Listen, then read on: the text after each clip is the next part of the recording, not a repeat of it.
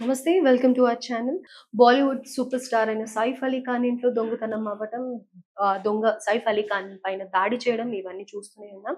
అయితే ఎట్టకేలకు దొంగని పట్టుకోవడం అయితే జరిగింది. ఇంట్రోగేషన్‌లో ఉన్నారు. ఇదే విషయంగా డిస్కస్ చేద్దాం. ప్రస్తుతం మనతో పాటు సీనియర్ జర్నలిస్ట్ కిరణ్ పోల్దాస్ గారు ఉన్నారు. Hello sir. నమస్తే. నమస్తే అండి. సో సార్, సైఫ్ అలీ ఖాన్ అంత సెక్యూరిటీ ఉండే బాంద్రా ప్లేస్‌లో ఆయన బిల్డింగ్‌లో దొంగ సీసీటీవీ విజువల్స్ కూడా వేయటం జరిగిందనమాట. సో అట్ లాస్ట్ అయితే దొంగని పట్టుకున్నారు. What do you say on this? ఇక్కడ నేను నిన్న కూడా మనం డిస్కస్ చేసుకున్నాము. ఇవాళ 24 గంటలు దాటింది. హ్మ్. ఇప్పటికీ పోలీసులు దీని మీద ఒక అంచనాకు రాలేకపోతున్నారు. ఆ! వాళ్ళు వచ్చినా బయటకు రివీల్ చేయటం లేదు. చెక్.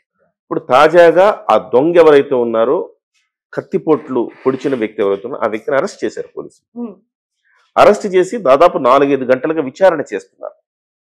సో పోలీసులు ఒక రకంగా ట్రేస్ చేయడంలో సక్సెస్ అయ్యారు, పట్టుకోవడంలో సక్సెస్ అయ్యారు. ఇప్పుడు విచారణ చేయటంలో కూడా సక్సెస్ అయి ఉంటారని నేను అనుకుంటున్నాను. కాకపోతే ఆ విషయాలు బయటకు పొక్కడం లేదు. ఎందుకని? ఏంటి రీజన్? దీనికి వెనక చాలా కీలకమైన రీజన్స్ ఉండొచ్చేమో అనిపిస్తోంది. అంటే ఇక్కడ మనం ప్రధానంగా ఆలోచించాల్సింది, ఆ బక్క పలచన వ్యక్తి పొడిచింది. వాడంతలాగా పొడిచేస్తాడు 6 పోట్లు. సైఫ్ అలీ ఖాన్ అనేవాడు మనం చూడడానికే ఇప్పుడు మన ఒక సినిమా చూసాం మనం, రావణుడి క్యారెక్టర్ ఇచ్చాడు. ఎట్లుంటాడు? ఫస్ట్ ఆఫ్ ఆల్ ఆ బలశాలి పర్సన్ కదా, కాకపోయినా ఆ ఇంట్లో ఆ సెక్యూరిటీ కానీ అదే మనుషులు అదే కానీ ఎంతో మంది. బలశాలి కదా. హ్మ్. అతను అలా ఎలా పొడిచేయచ్చు? అంటే అతను ఒక్కడే పొడిచాడా, అతనితో పాటు ఎవరైనా సహకరించారా? హ్మ్. సైఫ్ అలీ ఖాన్ శరీరంలో నుంచి 2.5 అంగుళాల కత్తికి సంబంధించిన ఆ వెపన్ విరిగిపోయింది. లోపల విరిగిపోయిన పార్ట్ ని తీశారు, ఆ! శస్త్రచికిత్స చేశారు, ప్లాస్టిక్ సర్జరీలు చేశారు. అతను ఇప్పుడు సేఫే. నిన్న పోలీసులు ఏమన్నారు, ఆయన గనక జోష్లోకి వస్తే, ఆయన హోష్లోకి వస్తే, స్పృహలోకి వస్తే ఆయన మరిన్ని వివరాలు తెలుస్తాయి. ఆయన స్పృహలోకి వచ్చారు. హ్మ్. కానీ ఇప్పటి వరకు ఎలాంటి విషయాలను పోలీసులు వెల్లడించట్ల. అట్ ద సేమ్ టైం వాళ్ళ కుటుంబ సభ్యులను కూడా విచారిస్తున్నామని చెప్పారు. ఎటువంటి విషయాలు వెల్లడించట్ల. పని మనుషులు నలుగురిని విచారించారు. ఏ విషయాలు వెల్లడించట్ల బయటికి. ఇప్పుడు సాక్షాత్ ఆ పొడిచిన వాడిని కూడా విచారిస్తున్నారు. హ్మ్. ఇప్పటి వరకు ఏమీ వెల్లడించట్లేదు. అయితే కొంత రాబోయే కొన్ని గంటల్లో కొంత క్లారిటీ అయితే వచ్చే అవకాశం ఉందని అంటున్నారు. ఎందుకు అంటే, ఈ అరెస్ట్ చేసిన 24 గంటల్లో అతన్ని కోర్టు ముందు ప్రొడ్యూస్ చేయాలి. ఓకే. ప్రొడ్యూస్ చేయాలంటే ఖచ్చితంగా ముందు వీళ్ళు ఒక ప్రెస్ మీట్ పెట్టే అవకాశం ఉంది. ఏ పరిస్థితుల్లో ఎక్కడ అరెస్ట్ చేశాం ఇతన్ని, ఇతనే ఎందుకు దొంగ అని అనుకోవాలి, ఇతనే పొడిచినట్టుగా వాళ్ళకి ఏ ఎవిడెన్స్లు వచ్చినాయి, ఇవన్నీ కూడా ప్రెస్కి చెప్పే అవకాశం ఉంది అంటున్నారు. డెఫినెట్గా ఇక్కడ 2 విషయాలు క్లియర్ అండి. ఒకటేంటంటే, ఇది అతనొక్కడి పనే కాదు, హ్మ్. ఖచ్చితంగా అతనికి ఒక నెట్వర్క్ సహాయం చేసింది.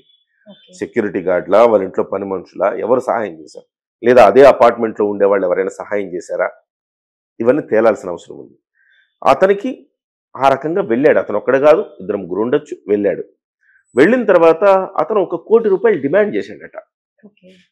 సైఫ్ అలీ ఖాన్ని. మీ పిల్లల్ని చంపేస్తాము, సో ₹1 కోటి ఇస్తే ఓకే, లేకపోతే ఈ రోజు కాకపోయినా ఇంకోసారైనా మీ పిల్లల్ని వేసేస్తామని చెప్పాడని ఒక వార్త వస్తుంది. ఆల్రెడీ ఆ దొంగ వెళ్ళి ఆ జై అనే బాబు రూమ్ లో ఉన్నాడు అని అనేసి అని అంటున్నారు. ఆ బాబు రూమ్ లోకి వెళ్ళబోతుంటే ఒక పని మనిషితోటి వాగ్వాదం అయింది. ఆ వాగ్వాదంలో పని మనిషిని చేయాల కత్తితోటి.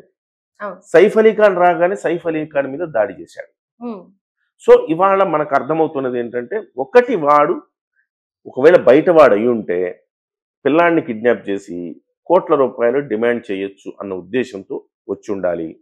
వాడికి చాలా మంది సహకరించి ఉండాలి. First okay. పాయింట్. రెండవది, ఇది కుటుంబ తగాదాను లేకపోతే వ్యక్తిగత కక్షలతో కారణంగా ఏర్పడిన ఒక ఇష్యూ అయి ఉండాలి. కుటుంబ తగాదా అంటే ఇప్పుడు అక్కడ మొదటి భార్య కొడుకు ఇబ్రహీం అక్కడే ఉన్నాడు. అతనే స్వయంగా తీసుకెళ్ళాడు. తీసుకెళ్ళాడు. ఓకే. తర్వాత కరీనా కపూర్ ఉన్నది ఇంటి దగ్గరే. తర్వాత మిగతా వాళ్ళు కుటుంబ సభ్యులు ఎవరో ఉన్నారట. వాడు పొడిచి వెళ్ళిపోతుంటే కూడా కనీసం 7 సెక్యూరిటీ సిబ్బంది ఉన్నారు, సైఫ్ వ్యక్తిగత సిబ్బంది ఉన్నారు, పని మనుషులు ఉన్నారు, 3 అంచెల భద్రతా వ్యవస్థ ఉంది అక్కడ.